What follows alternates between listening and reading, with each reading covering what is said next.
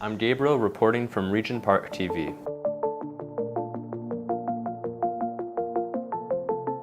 Residents from across Toronto gathered for an urgent education in crisis virtual town hall hosted by MPP for Toronto Centre, Kristyn Wong-Tam.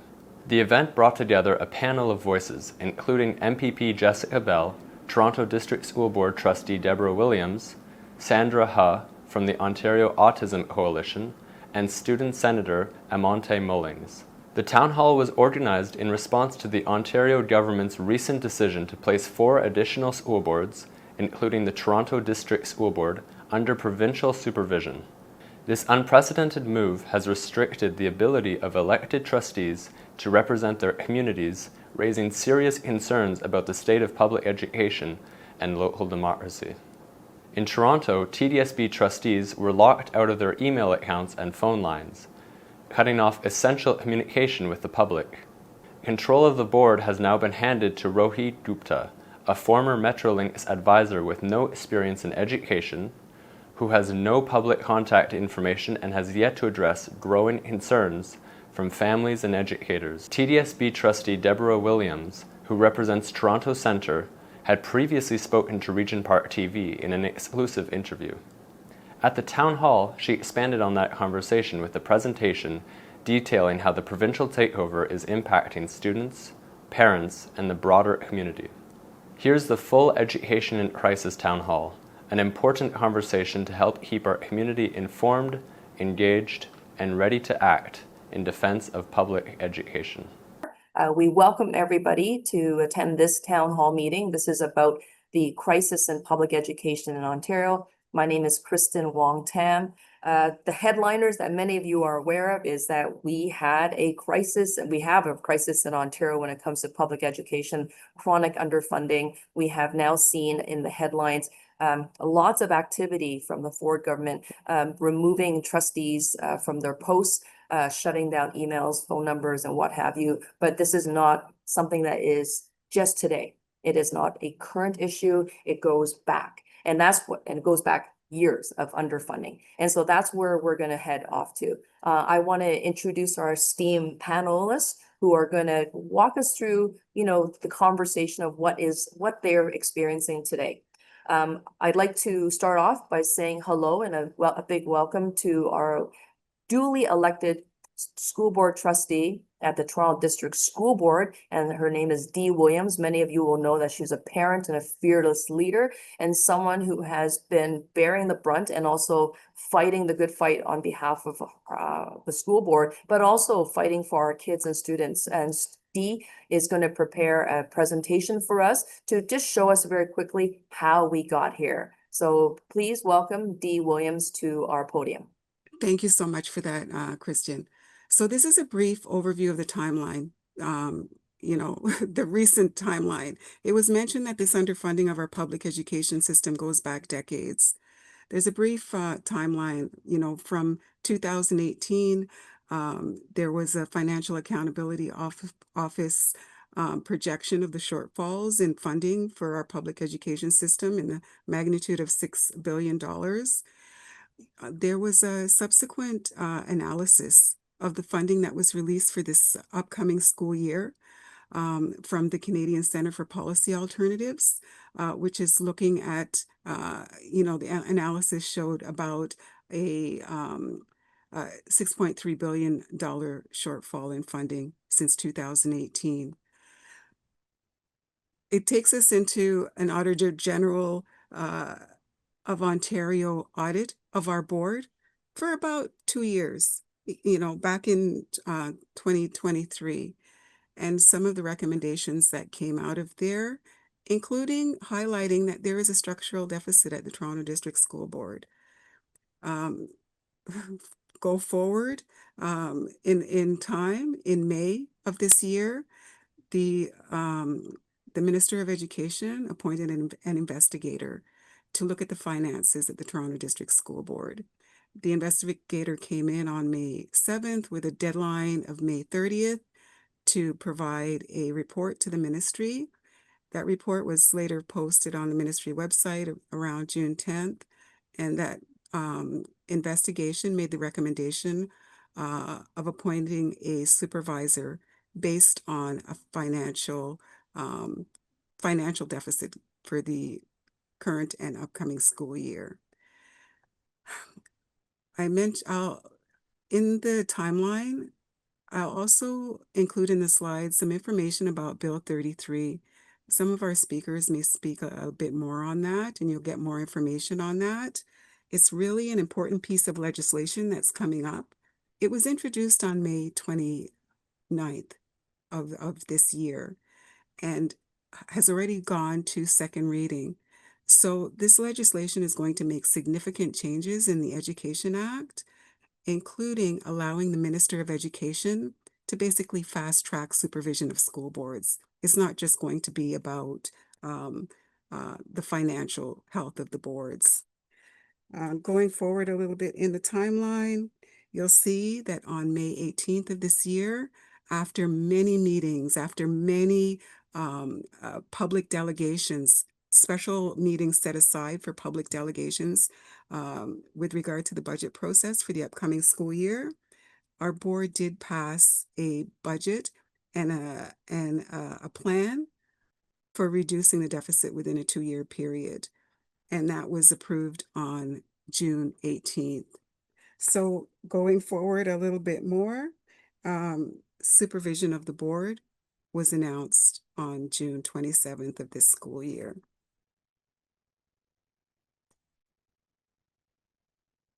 So the slides are going to be available. I'm just going to go through briefly, how did this happen and what does this mean for our public education system? I want to highlight some of the things that the Price Waterhouse Coopers report uncovered, which are very important. One of the things that it uncovered was that the TDSB has not shown any evidence of financial default. The TDSB did not have any examples of reckless or deliberate wrongdoing, lack of financial oversight, or governance. The reason given for placing our board under supervision was deficit for both the 2024, 2025, and the 25-26 school years. And, this is something that our board and many other boards have been advocating and concerned about for many years with regard to the underfunding of our school boards. So under supervision, the trustees have been advised that they're not to send out official newsletters or hold meetings or go into schools, work with staff, contact staff. We're basically locked out. We're basically been relieved of our responsibilities and the duties that we were elected for.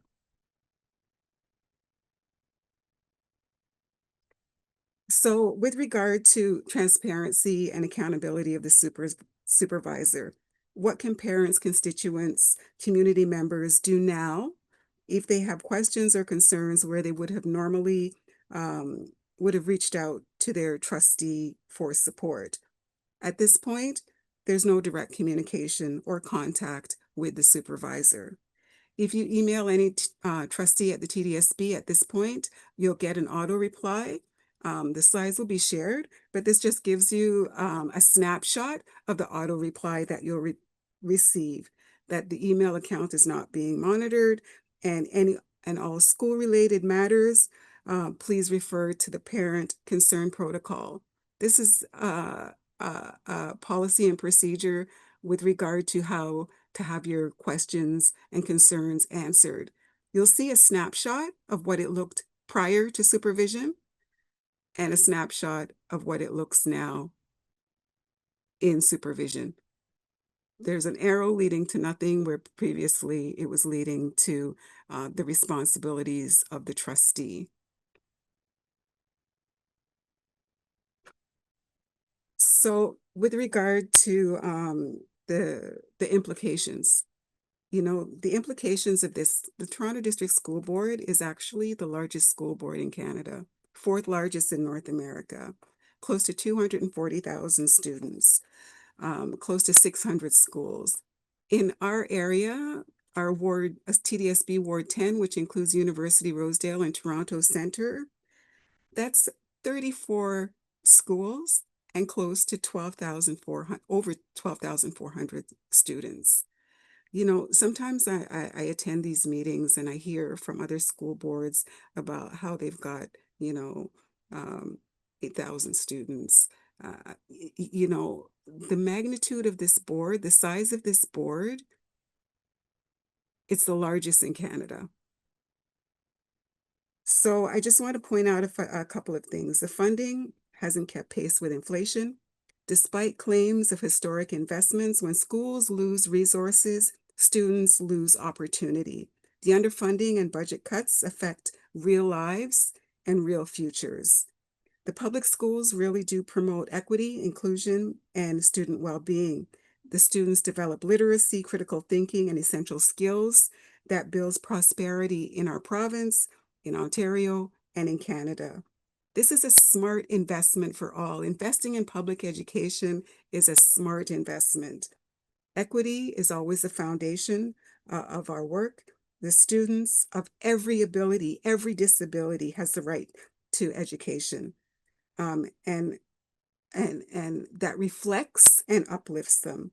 The equity isn't just a nice to have in our public education system. It's how we build a fair and thriving school system and society. And we're going to look at more when more of the panelists have an opportunity to speak. You'll hear more about the calls to action. But I think this is a real turning point. Where we're going in our public education system, now we need to really pay attention. For me, like honestly, when I look at the supervisor, their experience and qualifications that have been identified, their experience with Metrolinx and the private sector, it really looks like the province is looking at the Toronto District School Board as possibly our properties. We've been calling again and again for the lifting of the moratorium so we could right-size our system for the benefit of students. We need to focus on the well-being, the achievement of our students as a public education system.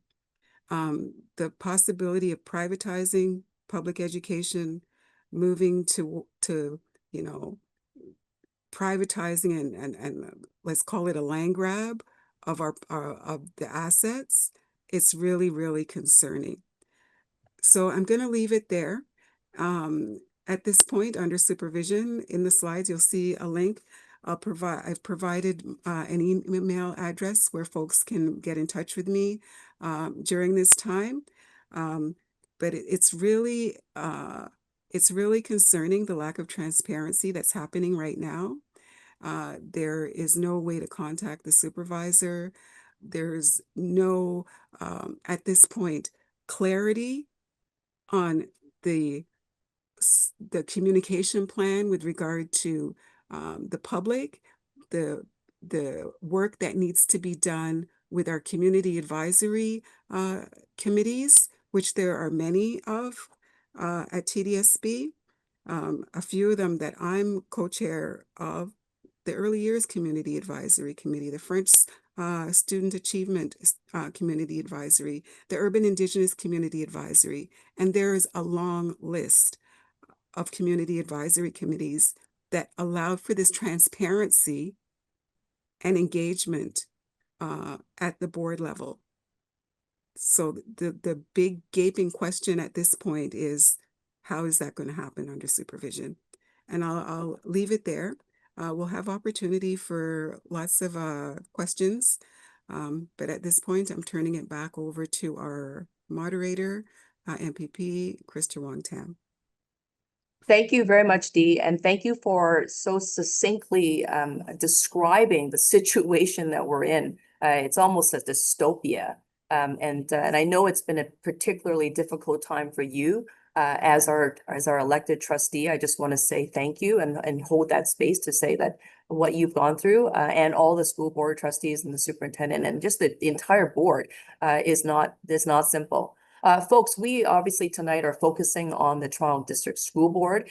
We are not having, we didn't necessarily, we will be, I should say, organizing events regarding the Catholic School Board. As D. William has noted, is that there's 4 school boards that have now been put under supervision, and we all think that this is just the beginning. There's probably more to come. So I want to open up our panel discussion and just introduce the rest of the folks who are here. Dee provided an excellent description on how did we get here, and there's still lots of holes to be filled. And I think our next few speakers are going to help us fill the gaps. So I want to welcome to all of you. I want to join me in welcoming Sandra Huh, who is a parent with a child in the TDSB system, as well as a director and a strong director with the Ontario Autism Coalition. As you will know, one of the most effective citizen-led movements that we have in Ontario, who've been fighting to make sure that our kids have opportunities for success by funding in the autism services. And of course, those children are attending public schools. So what happens when you have kids with exceptionalities, when when there are reduced services for them, when there should be more services for those kids?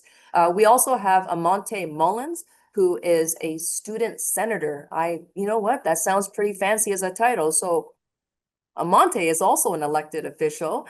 He is one of 19 student senators in the largest school board in the province, and he represents, with his 18 other cohorts, 234,000 students. So this is a panel discussion tonight that actually brings in student voices. And then, of course, our final panelist to round out the discussion is my personal hero, Jessica Bell, best MPP to work with at Queen's Park. And as many of you know, a tireless advocate. And Jessica has been on the forefront of many of these fights. Happy to have all of you this evening.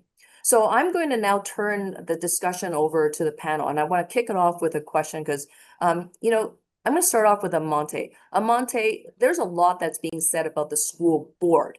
You know, what's happening with the trustees? What's happening with the superintendent? What does this power grab through Bill 33 look like?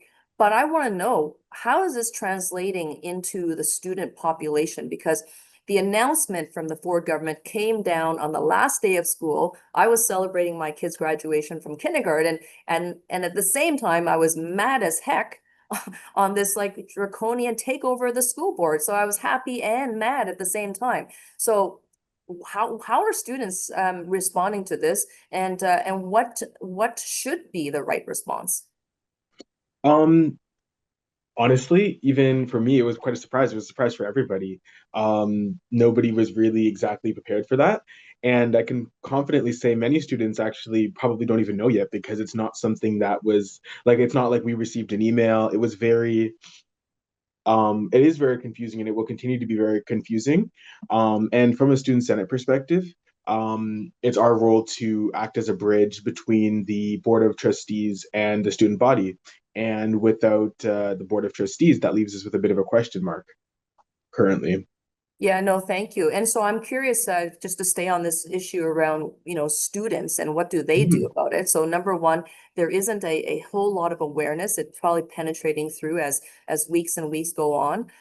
You know, but students should have a say, a direct say in their education. Absolutely. They should have direct access to their school board trustee, who now has been disempowered.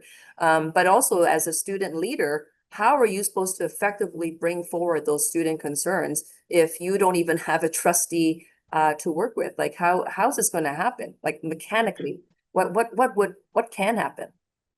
That poses a very good question.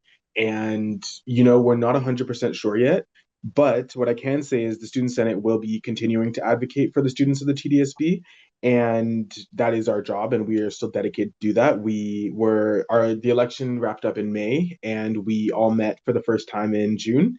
And we all unanimously are looking forward to supporting the students and all that need to be advocated for the students of 2025 and 2026. So we encourage any students or even parents that have questions or concerns relating to students to please send us an email. At some point throughout this webinar, the emails and contact information for myself and my Student Senate colleagues should be somewhere on display if it's not right now. Yeah, no, thank you. I remember, when students wanted to take action, for example, during high school too, when students were protesting, the lack of support for survivors, they organize these walkouts. And so that has oftentimes been an effective tool of grabbing the attention of the media to say, look, we say and how our education system is run, what's happening in our classrooms. Do you think that's a possibility? Is that something that you folks might be advocating for? I think it's definitely on the table. We even saw last month in June what the unfortunate situation, how the community and parents felt about the departure of the principal at Rosedale Collegiate or Rosedale School for the Arts. Students there were very. I actually got the chance to speak with a student here this month who was one of the leaders of that. So it's definitely on the table for us. Okay, thank you, Amontaye. Thank you. And thank you for your work. It's just like, what I said to Trustee Williams, I'm going to still call her Trustee Williams. What I just said to the trustee, this is really difficult times, especially when you're in leadership and education. I'm going to turn over to Sandra. Sandra, you are obviously a director of one of the most powerful citizen movements that I've seen in Ontario. You guys have really rocked Queen's Park when you guys have shown up and to talk about the fact that there's over 60,000 people on the wait list for autism services, and these are all mostly young people and their families. So you have a child with exceptionalities. And so when you heard this news on the last day of school, what went through your mind? Well, I was extremely angry because I already knew that the majority of parents were just tuned out. Just like Amontaye just mentioned, this is being slipped in just at the end of the school year when everybody's just trying to celebrate the end of a good school year and patting themselves on their backs. So definitely it was full of anger and worry because we don't know what's going to happen in September. There is no process in place if there are concerns for September, and there always are, especially with students with exceptionalities. We've seen in the past year that there has been a lot of challenges just generally for special needs students across the TDSB. A few schools have been slated to close, Hayden Park being one of those. And, I was happy to participate in, a conference, press conference there with MPP Bell, and to bring to light the fact that particular school is now off the table for students with specific needs. And it was a very good match for many students. And I met a couple of students that were slated to go to that school in September, and they are no longer invited to go there. And it is really a sad time for special needs families. We're already, being pushed to the brink with many other things happening beyond education, but now to find out that you are getting less options for special needs students, it is a huge worry. We haven't heard from the supervisor that has taken over the TDSB, and I do have information. A person that I know in Ottawa, in the board that is also under supervision, they have heard from their supervisor. So there is no rhyme or reason to why this government is taking over, school boards that they have. And the question is, so if that supervisor is being, sending out emails and saying, this is how you can connect with me, what of the TDSB? We are, as Dee mentioned, we are the largest school board in Canada. For them not to address the largest school board in Canada, that is how many millions of families that we are putting on sort of like a risky situation in September. Children have anxiety. So I think that it's really important to understand that this government, there is no plan from what I can see. And the majority of school boards, especially 71 of the 72 school boards are officially in deficit. They may be in a smaller deficit, they may be in a deeper deficit, but those school boards haven't been taken over under supervision. So the question is why? And so I think it is really important for parents to really be very vocal at this point. Every action is important, whether it's a phone call, an email, joining a group, doing walk-ins to school with your kids if you're in elementary.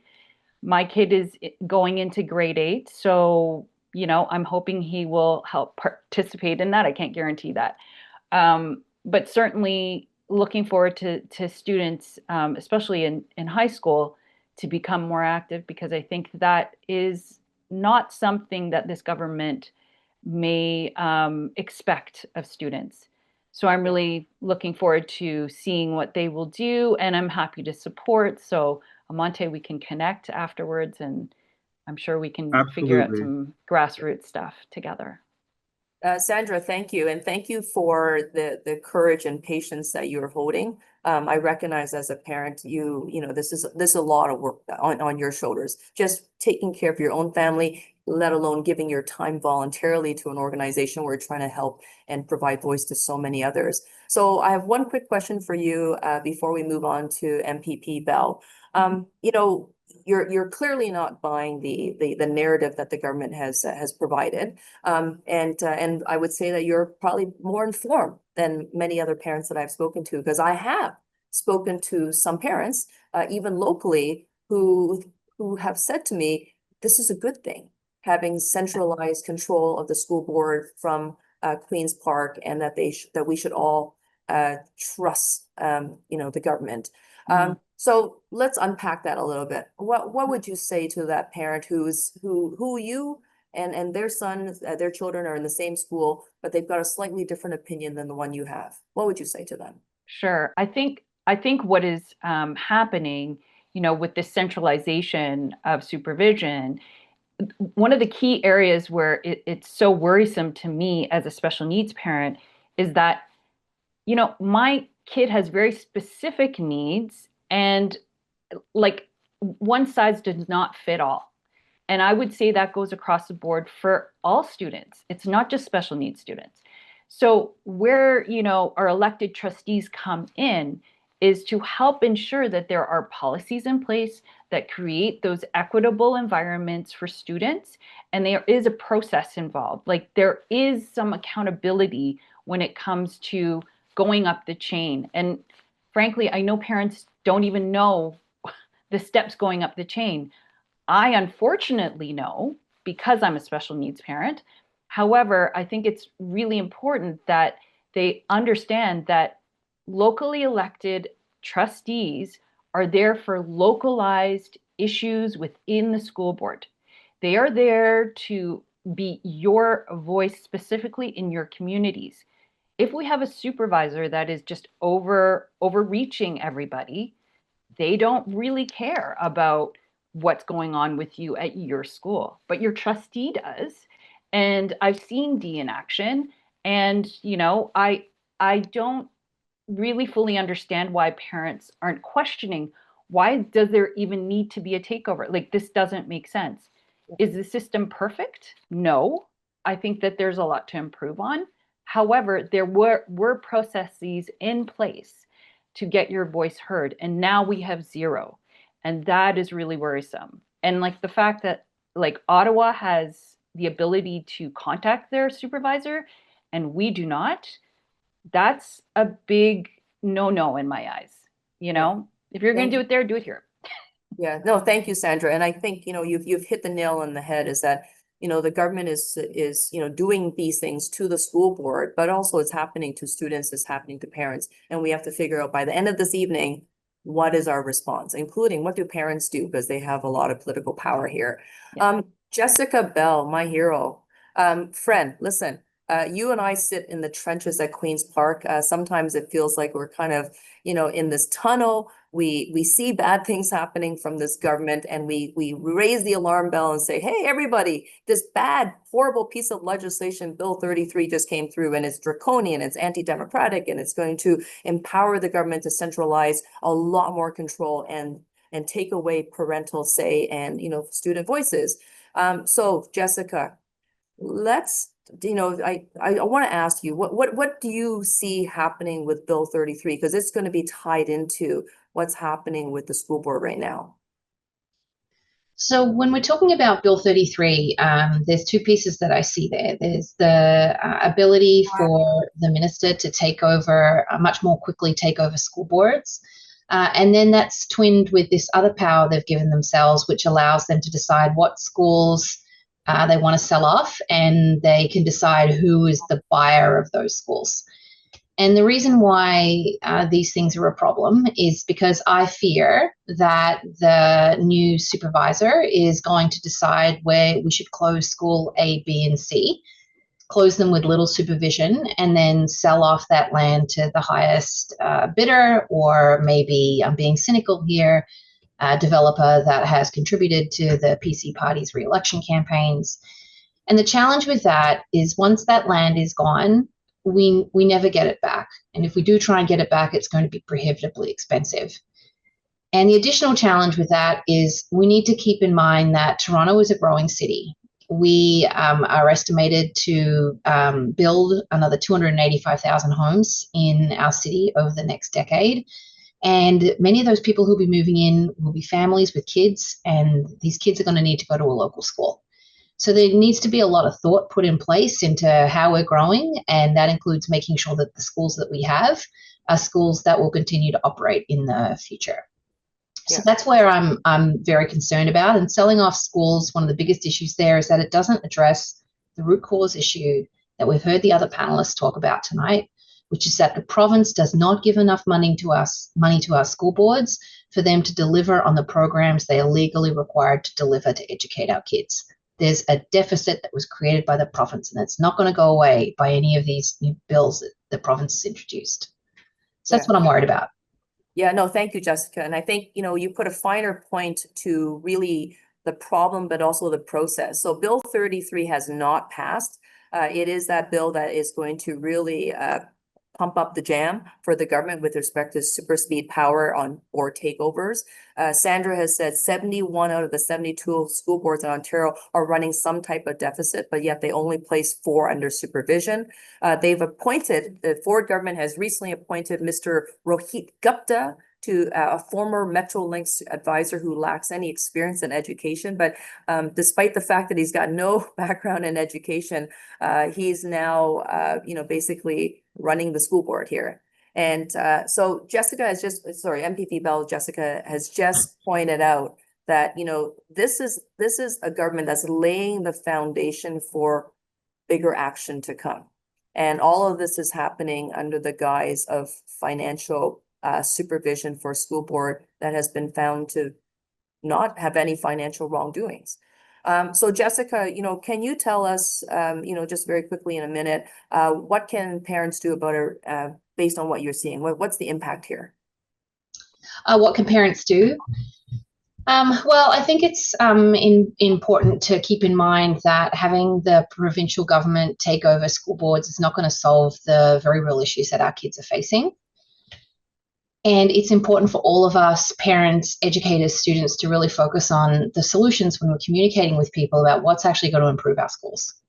It's not going to be solved by having a former Metrolinx advisor run the TDSB. It's going to be solved by having the provincial government increase funding to schools, fixing the school funding formula, decreasing class sizes, investing in our schools so that they're properly maintained. So we need to really focus on that message, I believe. And I think it's also important to remember that we've fought back against this government before and stopped some of the horrible things that they've done. The TDSB has actually been put under supervision before, and that ended. We stopped some of the worst cuts that the Ontario government was proposing back in 2018. So we just need to keep that focus again, work together with parents, educators, and students, get creative, stay hopeful. And I can talk a little bit more about some of the ideas that we have at the end of the meeting as well. Thank you. And we're definitely going to look forward to what we do next, the call to action. All right, so folks, I hope you're number one, enjoying the webinar. I know that the content is pretty heavy and demoralizing, but you know, like everything else we do in the political movement of building better societies, we are going to leave you with call to action. So hang on tight, do not log off, because there is work to be done. I'm going to be welcoming Trustee Williams back. And Trustee Williams has put together a presentation, short one, of a series of questions that she wants you to answer. So stretch your arms. This is all about participation. And Trustee Williams, I'm going to hand over the floor to you before we open up the discussion for audience Q&A. And Trustee, I'm going to stay with you as you do this. Just make sure we iron out all the tech challenges. So hang on tight, everyone. And if you do have your cell phone on you and you're logging into this meeting without your cell phone, please get it ready, because there are some QR codes for you to scan. Okay. Can you hear me clearly? Yes, we can. So this is just an opportunity like for some participation and some interactive responses. So the first one, in one word, how does Ontario's public education system feel to you today? Yeah. There's So a QR code. yeah. I think it's going to be posted in the chat, and it's on the top of the screen as well. Yes, you're right, Trustee. They're both in there. You've got it. You got the QR code on the screen and you've got it in the chat.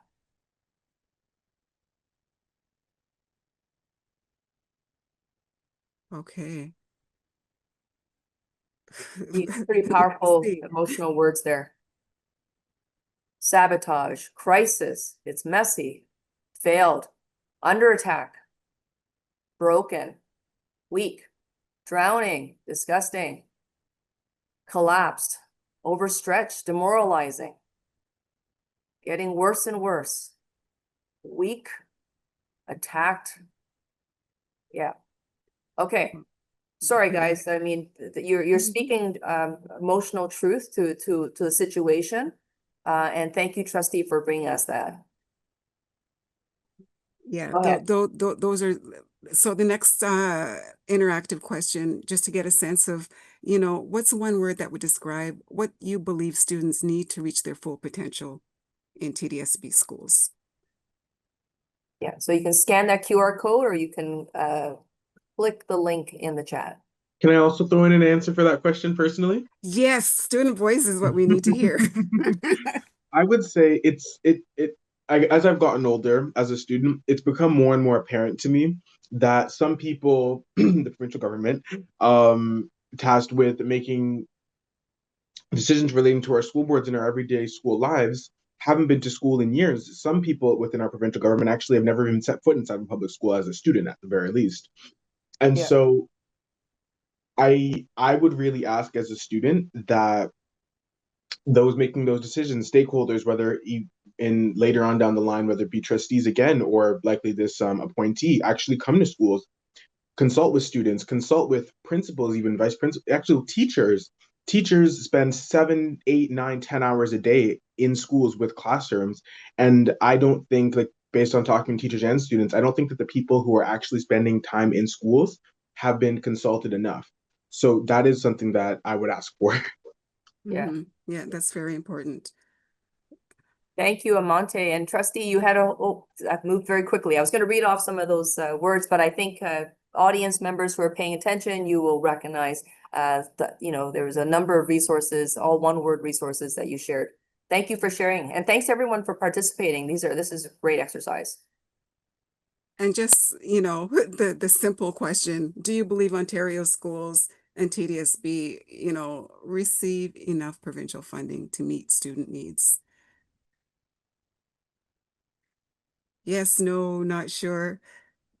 It looks like it's weighing pretty heavily on the no. And And- your yeah. feelings are backed up. Everyone who's responded, no, your feelings are backed up with Auditor General reports, Ombudsman's reports. You know, so the school board obviously cannot run a deficit. And I think, Trustee, you said the school board has had flatline budget funding since 2018, correct? Yes, and the number that's been quoted again and again, despite the claims of historic funding, the shortfalls just for inflation is about $1,500 per student, $1,500 per student. We've got 240,000 students. You know, that's substantial shortfalls. Yeah, no, thank you for pointing that out. Last question? Now the last question is, hopefully a little bit more hopeful. If you could sum up your vision of the future of TDSB schools in one word, what would it be?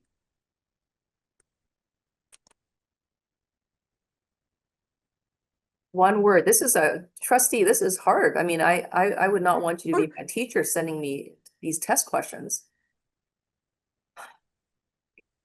There's Yeah. some words aspirational, some words voting, you're still feeling a little held back, folks, but one Mhm. word to sum up the vision for the future of TDSB schools. You're saying democratic, oppressive, equitable, pathetic, progress, inclusion, growth, compassionate. I like that one. World class, yes. Thriving. Yeah, no, thank you, folks. These are, quite honestly, those are a range of words that each capture different emotions. I like the word resilient and democratic. What's your favorite word out of this, Trustee? Hope. Hope? The hopefulness, the democrat, all of the things that are being said, but I also acknowledge like those words that that are indicating some concern. The sadness, looking for compassion, frustrating. I think this will segue very nicely into the next segment when we talk about calls to action. Despite the challenges, there are amazing opportunities. I just want to like briefly just share. There was mention earlier about the need to support our special education um, special education students with special needs, with disabilities. The example of Hayden Park was mentioned. There was incredible advocacy on the part of parents, joined by our MPP Jessica Bell. The piece that folks don't often see is what goes on in support in the background. In June, I met with staff regarding Hayden Park and the options looking at the future. It was just shared that the grade 9 class for the upcoming school year had been canceled. I'm hopeful that we're not on the track to closing that school. We need to support it. But I was at the table, and one of those options was closing the school. And in my role, my first ask is that option be taken off the table.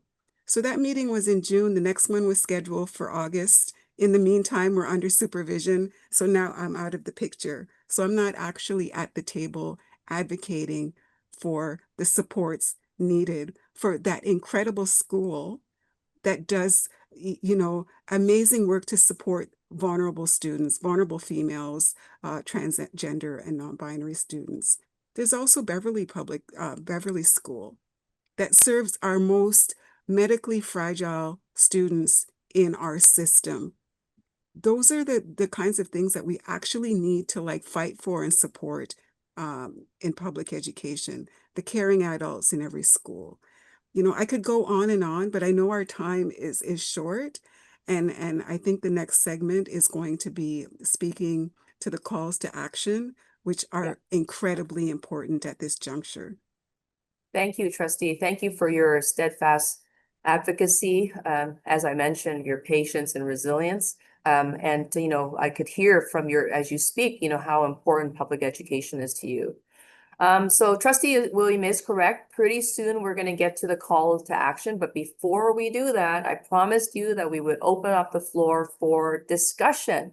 And so you've got a number of panelists who are prepared to answer your questions. You can ask your questions by typing it into the Q&A box that you see at the very bottom of your screen. And I will do the very best I can to sort of bring your questions forward. If you can do me a simple favor by also letting me know who you want to answer your question, our panelists will do the very best they can to answer your questions in a succinct manner, so we can get as many questions in there as possible. So I'm going to open up with a few technical ones, just because I know they've been sort of hanging around. You know, there's a question that comes forward about the TDSB Community Advisory Committees. And so I think, Trustee William, I heard you say that they are, you know, they've been disbanded by effectively disbanded by the takeover. Is that correct? Have those advisory committees, where are oftentimes populated with citizens who give advice to the school board, are those committees now done? So at this point, everything is in limbo. Okay. Like, based on what's happening at other school boards under supervision, it looks like their community advisory committees have not been meeting. The only one that I've heard that's been allowed to meet is SEAC, the Special Education Advisory Committee, which is one of the provincially mandated advisory committees. So I see a glimmer of hope there, because that's an incredibly important advisory committee that has community partners, agencies, parents represented on that advisory committee. Thank you, Yeah. Trustee. You know, I have a question, I think, going to, I think, you know, maybe I'm going to throw this back to the trustee and perhaps to Sandra and Amontaye. You know, this is a difficult one, because I think, you know, there's so many folks who are struggling to understand what has transpired, but also the impact of what does this mean for someone who actually has a child who is a student in the system. And so maybe I'm going to ask Amontaye first, because you're a student. What do you think this takeover means for the students? I think it means I actually had a very brief story that I had to put together for the purpose of this evening, and it was just about how a student I'm aware of, they were going back and forth with their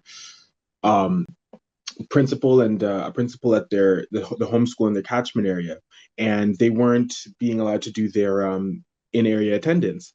And who did they go to? Their school board trustee. And so because that level of advocacy has been removed, as Trustee Williams did show in her presentation, I think that it means that we students, as well as parents and the TDSB community, really need to put together our best advocacy skills possible, and really knock on the doors, because unfortunately this also puts a lot more responsibility on superintendents and principals and vice principals, because that who is going to pick up, not the slack exactly, but because they have a whole job to do. So it means that we have to follow up and be consistent. I'll pass it on to Sandra or Trustee Williams. So I guess for me as a parent, you know, the previous school year, you know, while we were we are in a lovely school, we get amazing support generally from school. You know, the one key thing that I have been noticing is that my son does not get the support that he deserves on a regular basis. So there's no consistency in terms of receiving the support that he requires, not because the school doesn't want to give it to him, but it's just not they're not able to do it because there are so many moving pieces in the school. And, you know, I, as a parent who has been advocating in the school system for a very long time, I kind of know who I should be going to and the line of people up the chain. So, you know, I'm very proficient in terms of like trying to find that information. Not all parents have that ability. And I do know that SEAC, which is the Special Education Advisory Committee, they have been very vocal in the past about having ability to have more transparency when it comes to special education programming and what that looks like and what is available within the TDSB. Because as we know, the TDSB, it's a monster. It's a gigantic school board. And to understand where you're going to find the help for your child, it is very confusing if you don't understand the system itself. With the supervision, it becomes even more daunting a task because really you have one less person advocating for you on the local level. And I want to be very clear about the idea of this localized help, because every community has its own special needs. Not every community is going to need certain things. Like, for example, in my ward, we've been advocating for pools to stay open. And why is that? Because we have a large body of water nearby. And I also, as a autistic parent, you know, a lot of autistic students are attracted to water, and that is one of the key ways that many autistic peoples, they drown. So that is a huge concern for me, and it's a life skill. It's a necessary thing for all students to know, but especially for autistic students, as well as all the other things like outdoor education and music. All those things aren't nice to haves. They're essential to be having a well-rounded, fulsome education. And I think that it's really important that parents continue to push hard and advocate for all the programs that are, you know, being on the chopping block. And I think we'll talk about more how to do that in terms of a grassroots level a little bit later. Fantastic, thank you. So, you know, there are some questions in the chat. I'm going to continue pulling them out for the speakers.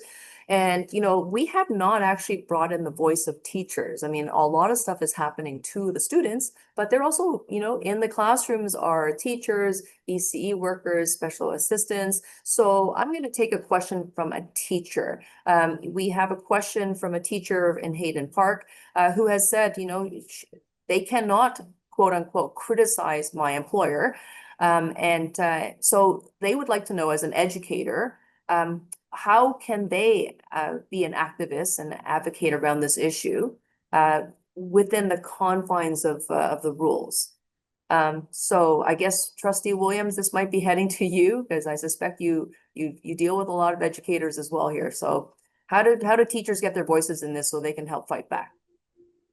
So, you know, in this situation under supervision, I think just during the summer, just reaching out, the supervisor's email is going to be shared as well. Emailing the Minister of Education, the Premier, copying your MPP and trustee. When school comes back and you have access to the principal of your school and your superintendent, you know, just making those concerns known there as well. You know, Hayden Park holds a special place in my heart because I've been in this school. I've seen what that program does for the students that attend and the opportunities it gives them. You know, there's talk about, you know, efficiencies and schools that operate really like an alternative school. But we need those schools. Those students would fall through the cracks if they didn't have those opportunities. Hayden Park is like, you know, Yeah, thank you. kind of like uncategorized. That was like part of the process. We were like basically just starting. Like, for that teacher, I would just encourage them, like, don't give up the fight.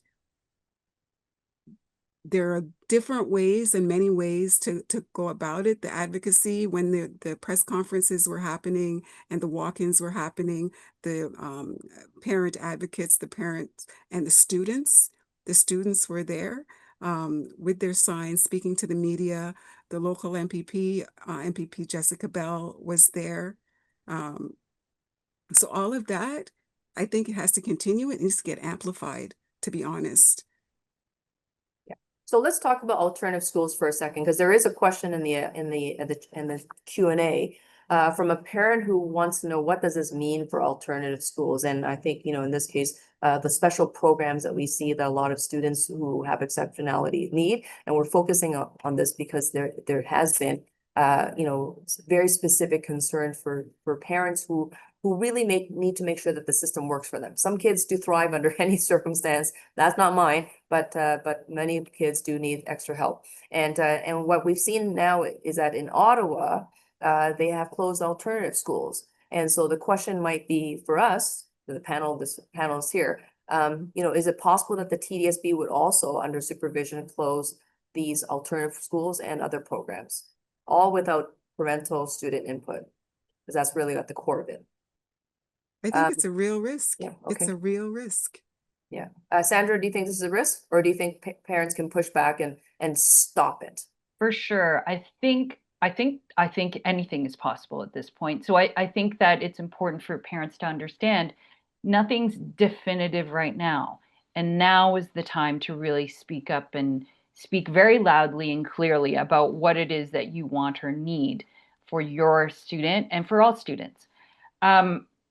I will say that I think that the government itself is, especially with education, they're trying to provide less choice to parents for a fulsome education to their children. So all the programming I just spoke about, the pools, the music, the outdoor education, alternative schools, specifically, education, ASD classes, supportive classes, inclusive classes are not inclusive unless you have the proper support.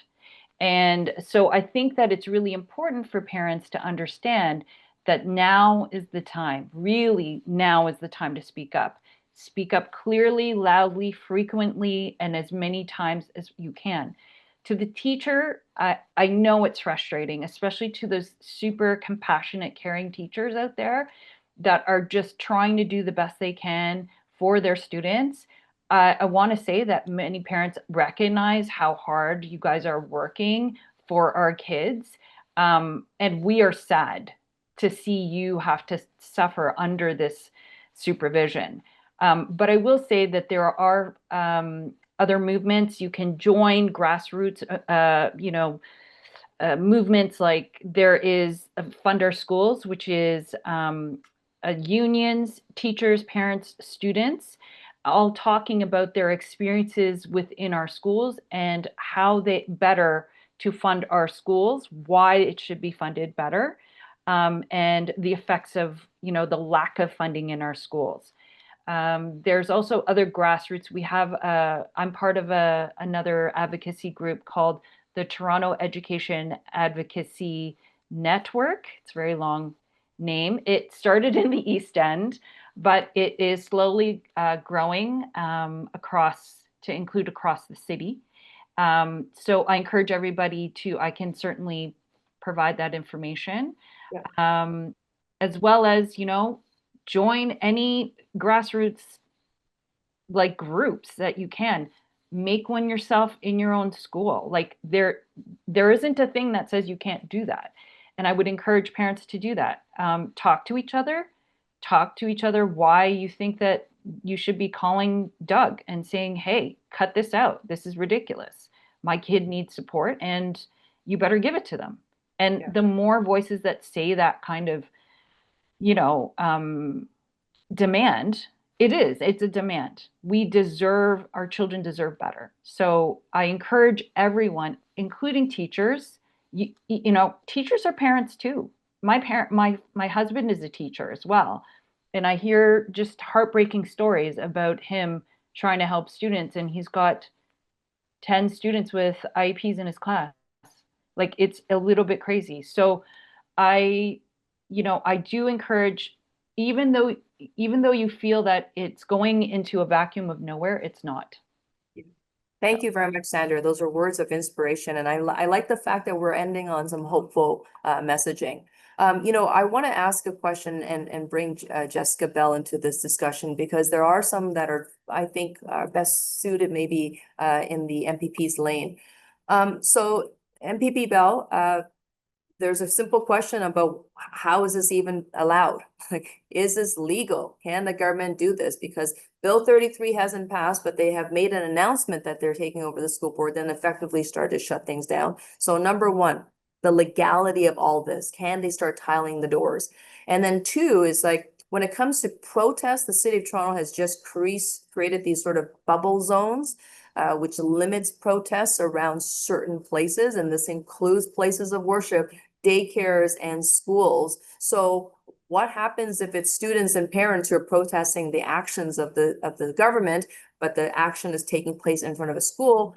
Does that mean that we no longer have the right to express our voice and freedom of movement there? Can you unpack that for us? Good questions. I've heard nothing to indicate that this is illegal. It is legal for the everything I've heard suggested it is legal for the Ontario government to move ahead and take over school boards. With the city's bubble legislation, it can apply to daycares and schools and religious institutions. That institution has to apply to the City of Toronto to be exempt from protests, and then the City of Toronto has an approval process, and citizens are allowed to provide public consultation before that approval process is finalised. I do believe it is important for all of us to watch if schools will be placed in a category where protests cannot take place outside of it. In my view, I think that would be extremely concerning, and it would be in a violation of some of our charter rights. Thank you very much. Folks, I know that there's a few more questions in the Q&A that specifically talk about next steps. You are asking questions of how do we make sure more people know about this draconian action that's taken place. You're asking questions of how do we support parents and students as we move forward into the next step. And as we had promised, we were going to try to wrap this up really tightly by 8:20. So I'm going to welcome Jessica Bell back to the podium here. Jessica is going to lead us into the next steps portion. This is your call to action. You've been asking, what can you do? And what can you say? So there are some things coming your way. Go ahead, Jessica. Okay, I'm going to ask Emma or Ben to put up the slides that will complement what I'm saying. And I have a few points. Just to start off, I think it's really important that we focus on what are the best things that we can do to improve the quality of education that our kids receive. I know pretty clearly that having our school boards taken over by an individual is not going to tangibly improve the quality of education in our classrooms. So really focusing on that messaging, I think, is really important. In terms of tactics, I have some recommendations based on what I've seen work over the last 8 years under the Conservative government. One is to get involved in your local school. So that means joining your parent council or at least attending parent council meetings. I encourage you to also connect or join the email lists of larger advocacy groups. That can include our office, Kristyn Wong-Tam's office, as well as some examples here in the slideshow, the Ontario Autism Coalition, East End Parents for Public Education. For those of you who are education workers, I also strongly encourage you to reach out to your steward and your union, because they are doing a lot of work to improve the quality of education. When they go into collective bargaining, they collectively decide what is going to be a priority for them. As a teacher or an education worker, you get to have an influence on what your union prioritizes in those bargaining conversations. So please get involved. It's OSSTF, it's ETT, it's QP 4400. If you're an education worker, that is very important. When you are talking about getting involved in your local school, one thing that I've found to be particularly effective for those really parents who have a bit of time on their hands and energy is to organise a Fix Our School rally outside your local school. This is easier than it sounds. It's often best to do it just before schools when parents are doing their drop-off, because it's much easier for parents and teachers to get involved. It's part of their daily routine. When we've done this at 3 or 4 schools, we've always been able to get media attention there so that we can tell the broader parent community and the public that what's happening in our schools is an issue for everyone and it's important. And as we say here, make sure to inform teachers and the principal. Often teachers want to participate as well, even if they're doing it in their own time outside school hours, which they are fully allowed to do. So that's one, get involved in your local school. So let's move to the next slide. And so this is the one around writing letters. Letters matter. Phone calls matter. As an MPP, I carefully track what emails, letters, and phone calls are coming into our office. And I know the Conservatives, Liberals and the Greens do this as well. So writing a personal story about how the school board takeover and the lack of investment in our schools is affecting you and your family is very important. We also have a sample letter that we'll send around to those of you that have RSVP'd. We can put it in the chat. And this is a sample letter that you can either send yourself, or you could, in September, when you go back to school, you could have your parent council discuss it, alter it, so that it suits where you're landing, and then send it on directly to the minister. It is extremely effective to have a group ask. It goes a long way. And then the next slide, and always request a reply. Thank you for putting that in there, Emma or Ben. Okay, then the next slide, please. This is, the classic gathering petition signatures. It really matters. Both Kristyn and I have put up petitions on our websites. It's set up so that the emails directly go to the minister. We also encourage you to print out paper petitions and ask people to sign them and then get them to our office. Unlike the federal government, in Ontario, we can only read out petitions in the legislature so that the Conservatives can hear what constituents are concerned about in our riding if we get them in paper. So please reach out to us if you'd like a sample on that. And then the final slide, which is please stay in touch. And this is extremely important. This is a long fight. It's not a short fight. It's going to get serious once September hits and we get to see the impact of these and what is going to be our schools. So please stay in touch with us. If you have ideas or tactic suggestions, or you want to collaborate with us in some way, please let us know. And we'll also do the same if we're organizing events or Queen's Park days and so on. Thank you for listening. Thank you so much, Jessica, and thank you for steering us in the direction of where we need to go. There's been a lot of talk about the tariffs and the trade war and how we're not going to ever be the 51st state, and all the things that we pride ourselves in being Canadian. And one of the things, of course, besides public health care, I know that Canadians and especially Ontarians, we really pride ourselves on the high quality public education, albeit underfunded for a number of years. But that really is what is at stake here. We are fighting for the future of our public education system.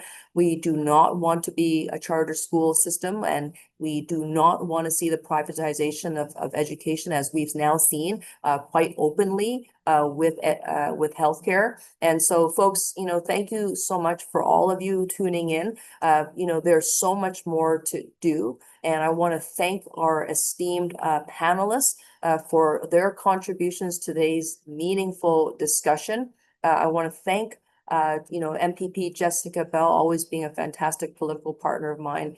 Thank you for everything that you do. Obviously, I know that it's hard work and there's sacrifice to be made on family. Trustee Deborah Williams, you have been leading this fight at the school board with your fellow colleagues. I know that this is not over. And I know that we are going to be beside you every step of the way with the other school boards across Ontario, because there are similar town halls that are being organized in Ottawa and the other impacted communities. So let us recognize that this will probably not be the last move of the government. As noted, there are 71 other school boards who are under deficit. That's 72 school boards in Ontario. If they're going to be taking over more school boards, this fight is going to get louder, and we can build that political power. So let us never forget that. Amontaye, student leader, I know that the power in the student movement, as I was once a former student activist myself, I know what happens when kids get upset and they can make the ground shake. So I really hope that, you know, we will be able to support you in any way that you can and what your student trustees, student trustees and senators will need from us. Don't hesitate to reach out, but we've got your back and we're really grateful that you are speaking up as a student leader.